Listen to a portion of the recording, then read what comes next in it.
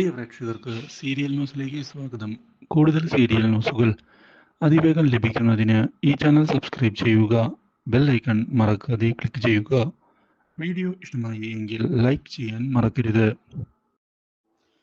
സുപ്രധാനമായ വഴിത്തിരിവ് ഒടുവിൽ വന്നു സംഭവിച്ചിരിക്കുകയാണ്. ഇപ്പോൾ കാര്യങ്ങൾ മുന്നിലേക്ക് കൊണ്ടുപോവുകയാണ് കൺമണിയും കൃഷും.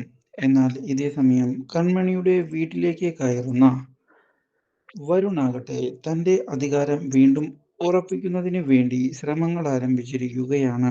ഇതിന്റെ ഭാഗമായി തന്റെ ഭരണം അവിടെ കൊണ്ടുവരുന്ന വരുൺ ഇത് എന്റെ വീടാണ് എന്ന് വീണ്ടും പറഞ്ഞതിനെ തുടർന്ന് അവിടേക്ക് കയറി വരികയാണ് ഇപ്പോൾ മനോജിന്റെ മകൻ.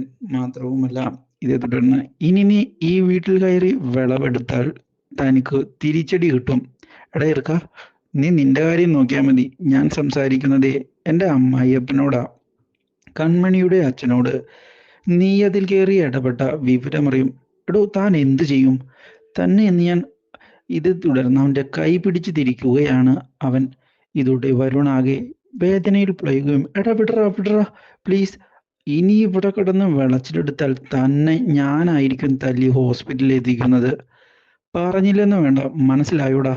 അയ്യോ വിട് വിട് എന്ന് പറഞ്ഞ് കരയുന്ന വരുണിന്റെ കൈ ഒടുവിൽ വിടുകയാണ് ഇപ്പോൾ അവൻ. ഇതോടെ കൺമണിയുടെ അച്ഛൻ, എടാ ഇപ്പൊ നീ അവനെ ഉപദ്രവിക്കൊന്നും വേണ്ട. എന്തായാലും അവനൊരു തീരുമാനം എടുത്ത് ഇവിടെ നിന്ന് പോകും. നീ ആ കാര്യം ആലോചിച്ച് പേടിക്കണ്ട. ഇതോടെ ധനലക്ഷ്മി ഈ കാര്യം അറിയുകയാണ്. എൻ്റെ ഈ അവസ്ഥയിലാണ് നിങ്ങളുടെ മകനെന്നെ ഉപദ്രവിച്ചത്. അവനുള്ള തിരിച്ചടി ഞാൻ കൊടുക്കുന്നുണ്ട്. എടാ വരുണെ പോട്ടെ, അവന്റെ സ്വഭാവം നിനക്ക് അറിയാവുന്നതല്ലേ. അവനിങ്ങനെ ഓരോന്ന് കാണിച്ചു കൂട്ടും. നീ എന്തായാലും അത് കാര്യമാക്കണ്ട വരുണെ. കാര്യങ്ങൾ മുന്നിലേക്ക് കൊണ്ടുപോ നീ. ബാക്കി കാര്യങ്ങൾ നമുക്ക് പിന്നെ തീരുമാനിക്കാം. ഇനിയൊന്നും തീരുമാനിക്കാനില്ല. ആ കൺമണിയെയും കൃഷ്ണയെയും ഉടൻ തന്നെ ഞാൻ കണ്ടെത്തും. ഇതോടെയാണ് മാനസയുടെ ഫോൺ കോൾ എത്തുന്നത്. വരുണെ, ഞാൻ കണ്ടെത്തി അവർ എവിടെയാണ് എന്ന്. എവിടെയാ? ആ കേണലിന്റെ വീട്ടിൽ.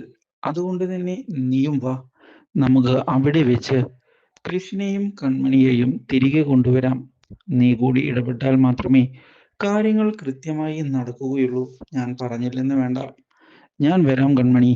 ഇനി ഒരു വിട്ടുവീഴ്ചയ്ക്കും ഞാൻ തയ്യാറല്ല. ഈ കാര്യം ഉറപ്പിച്ചുകൊണ്ട് മുന്നിലേക്ക് പോവുകയാണ് ഇപ്പോൾ കൃഷ്. ഇതിനിടയിലാണ് ബലരാമനെ ഇനി എങ്ങനെ മെരുക്കണം എന്ന് ആലോചിക്കുന്നത് സുമിത്ര. കാര്യങ്ങൾ ഇപ്പോൾ കൈവിട്ടു പോയിരിക്കുകയാണല്ലോ. എങ്ങനെ കാര്യങ്ങൾ മുന്നിലേക്ക് കൊണ്ടുപോകും? എത്രയും പെട്ടെന്ന് എന്തെങ്കിലും ചെയ്യണം. ഇല്ലെങ്കിൽ ബലരാമൻ നമ്മുടെ കയ്യിൽ നിന്ന് നഷ്ടമാകും. അത് ശരിയാ, ഞാനൊരു തന്ത്രം കണ്ടുപിടിച്ചിട്ടുണ്ട് എന്ന് വ്യക്തമാക്കുകയാണ് സുമിത്രയോട് ഇതേ സമയം ബാലു. പക്ഷേ ഇതിനിടയിൽ വരാൻ പോകുന്ന ആപത്തിനെ പറ്റി ഒന്നും അറിയാതെ കൺമണിയുമായി നല്ലൊരു റൊമാൻസ് കൃഷ് ആസ്വദിക്കുകയാണ്. Do like, share and subscribe.